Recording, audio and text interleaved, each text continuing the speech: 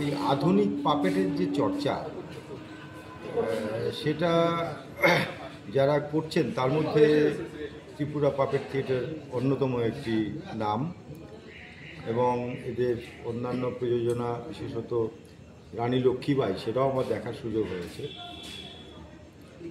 আজকের এই এক্সপেরিয়েন্সটা আমাদের কাছে একটা অন্যরকম এক্সপেরিয়েন্স, যে আধুনিক পাপেট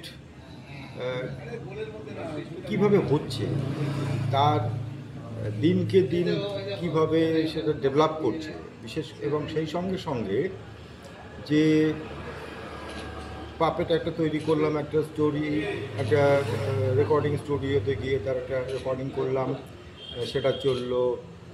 সাধারণভাবে দেখেছি আমাদের এই অঞ্চলে বিশেষত যে পাপেটের যে তার টেকনোলজি তার সেটাকে খুব একটা ব্যবহার করা হয় না। বিশেষ করে আমি আলোর কথাটা বলব, সেটা খুবই আধুনিকভাবে সেটাকে ব্যবহার করা, মানে যে কোনো শিল্প মাধ্যমেই পাপেটটা শুধু পাপেটের জায়গায় সীমাবদ্ধ নেই, এটা মাল্টিমিডিয়া ব্যবহার হচ্ছে, কত বেশি আরও মানুষের কাছে পৌঁছে দেওয়া যায়, কত এন্টারটেনিং করে তোলা যায়।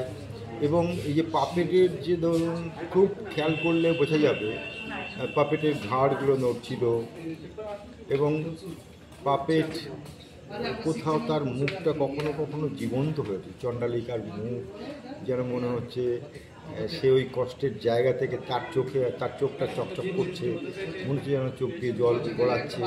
হয়তো ওই পুতুলের চোখ দিয়ে জল গড়াচ্ছে না, কিন্তু সাইকোলজিক্যালি ওর মুখের সঙ্গে আমরা ওর চোখের সঙ্গে এমনভাবে অ্যাটাচড হয়ে যাচ্ছি, কোথাও পাপেট একটা জীবন্ত হয়ে উঠছে।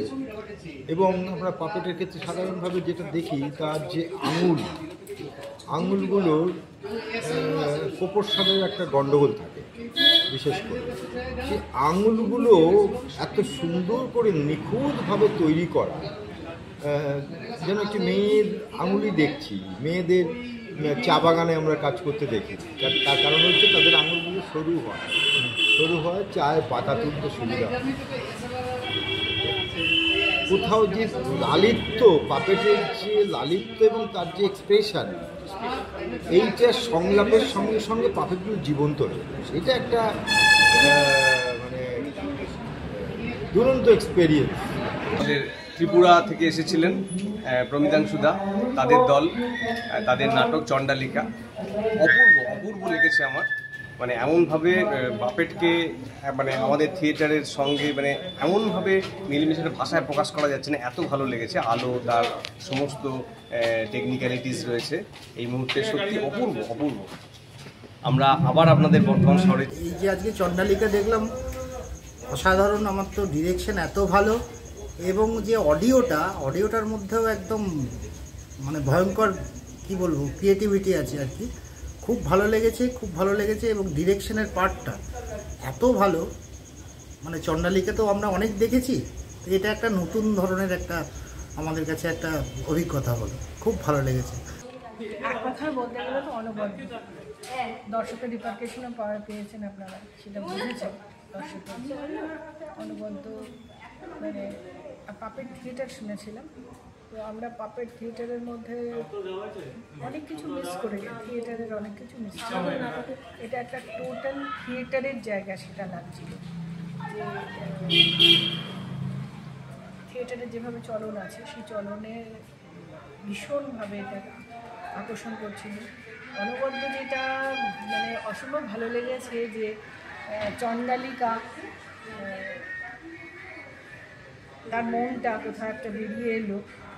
এটা আমরা থিয়েটারের ক্ষেত্রে অনেক সময় দেখি, আমি তো এটা পাপেটে কখনো দেখিনি, কিন্তু এটা একটা আমার কাছে ভীষণ ভালো লাগছে। যে চণ্ডালিকার আরেকটি সত্তা বেরিয়ে এলো, যার সঙ্গে খেলা করছে, যার সঙ্গে গল্প করছে, ওর বন্ধু নেই কেউ, সেই জায়গা থেকে যে পাপেটে বেরিয়ে এলো, সবটা মিলিয়ে তো অসম্ভব। চণ্ডালিকা এই পাপেট শোটা আমার খুবই ভালো লেগেছে, বিশেষত প্রত্যেকটা সিকোয়েন্স এই গল্পের খুব সুন্দরভাবে এখানে তুলে ধরা হয়েছে। তার সাথে পাপেটের মুভমেন্ট, তারপরে যখন একটা সিকোয়েন্স চেঞ্জ হচ্ছে গানের সাথে, আর এই গোটা পাপেটের প্লেটার মধ্যে সবথেকে ভালো আমার পাপেটের সাথে সাথে যেটা লিখেছে ভয়েস ওভার। প্রত্যেকের ভয়েস ওভার যেগুলো দেওয়া হয়েছে তার সাথে গান অসাধারণ। আর লাইটের কাজ এত স্মুথলি গোটা লাইটটাকে হ্যান্ডেল করা হয়েছে, লাইট অপারেটিংটাকে আমার খুব ভালো লেগেছে চন্দ্রালিকা এই প্রোডাকশানটা। রানী লক্ষ্মীবাইও আমার খুব ভালো লেগেছিলো, এই প্রোডাকশানটা আমার খুব ভালো লেগেছে। আগামী দিনে এরকম আরও নতুন নতুন প্রোডাকশান দেখতে চাই।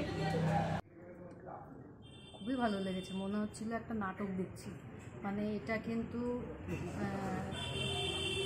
পাপেট শো, কিন্তু সেটা একটা থিয়েটার হয়ে উঠছে একটা থিয়েটারের লোকের কাছে, থিয়েটারের লোকের চোখে।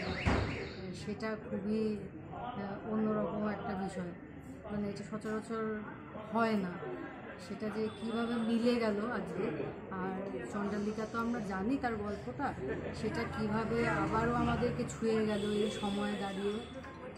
এবং কী বলবো, তার মুভমেন্ট হোক, তার লাইট হোক, তার কোরিওগ্রাফি হোক, সবটা মিলিয়েই খুবই খুবই ভালো লেগেছে। চন্দ্রালিকা বার দেখেছি পুতুলগুলো, যাদের দেখেছি তাদের প্রাণ আছে, তারা বোঝে ভাষা, তারা বলতে পারে, তাদের যন্ত্রণার আবেগ প্রকাশ করার রাস্তা আছে।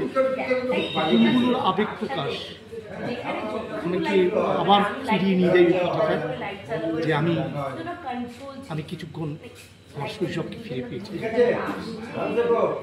টোটাল সারা পৃথিবীতে যেখানে যারা পুতুল নাচ করে একসঙ্গে, আমার কাছে এই ইন্টারভিউতে আমি সবাইকে ধন্যবাদ জানাই আমার শৈশব ফিরিয়ে দেওয়ার জন্য। ত্রিপুরার চন্দ্রালিকা তো অসম্ভব ভালো লাগলো। মানে এত সুন্দর ছোট ছোট জিনিসগুলো আমাদের থিয়েটারের লোকেদের কাছে এত বেশি মানে অ্যাপ্রিসিয়েট করছি আমরা, এত বেশি গ্রহণযোগ্য বলে মনে হয়েছে। তারপরে অডিও ভোকাল যে মানে পুরো যে ব্যাপারটা ছিল সেটা এত সুন্দর ছিল, অডিওটা তো খুব সুন্দর। আর যে গানগুলো চন্দ্রালিকার রবীন্দ্রনাথের গানগুলো, সেটা এত মডার্ন মিউজিকের সঙ্গে এত সুন্দর করে অ্যামালগামেশন করা হয়েছে যে প্রত্যেকটা মানুষের কাছে খুব সুন্দর, কথাগুলো এত সুন্দরভাবে গেছে। গল্পটাও একটু কেটে ছেটে এডিট করে ছোট করা হয়েছে, কিন্তু এত সুন্দরভাবে বার্তা প্রত্যেকের কাছে গেছে। এবং বিশেষ করে গানটার কথা বলবো, গানটা এত ভালো হয়েছে, এত ভালো হয়েছে, খুব ভালো লাগলো। অসাধারণ লাগছে, অসাধারণ, খুব খুব ভালো লেগেছে। মানে এক কথায় এক্সেলেন্ট। খুব ভালো লেগেছে প্রত্যেকটা, মানে যা গল্পটা যেরকম এবং গল্পটার যে এসেন্স সেটা অনুযায়ী, এবং প্রত্যেকটা যে অ্যাকশন আমরা দেখতে পাচ্ছি, এরকম নয় যে আমরা মুখে বলছি যে চন্দ্রালিকার এরকম হয়েছিল, ওরকম হয়েছিল, বুদ্ধদেব এসেছিলেন, এরকম মুখে বলছি, আমরা দেখতে পাচ্ছি। সব থেকে ভালো লেগেছে চুলটা এরকম করছে এবং ভূতগুলো যেরকম করে আসছে, তো ওটা ওই সিনগুলো আমার সব থেকে বেশি ভালো লেগেছে। মানে কথা না বলে একদম অ্যাকশানগুলো আমরা দেখতে পেয়েছি, ওই অ্যাকশানগুলো আমার খুব বেশি ভালো লেগেছে, যেটা অন্যান্য থেকে এটাকে আমার আলাদা করে ভালো লেগেছে। নিখুঁত কাজটা, নিখুঁত, এবং টিম ওয়ার্কটা আমার খুব বেশি ভালো লেগেছে। প্রমিতাংশুর কাজ আগেও দেখেছি, বহুবার দেখেছি, ওর আকর্ষণে বারবার বর্ধমান দীপা পেটিয়ার্সের ফেস্টিভ্যালে পবিত্র চোখে থাকতে হয় আমাকে। আর আলোর কাজ বা কম্পোজিশন বা ভাবনা এত ভালো, যার জন্য ডাকতে অসাধারণ। আমি আগেও দেখেছি এটা একবার, তো আবার দেখলাম, বর্ধমানে দেখলাম। বর্ধমানে মানে পার্ট দেখেছি, এখানে আজকে গোটাটা বসে মানে নিশ্চিন্ত মনে গোটাটা দেখলাম।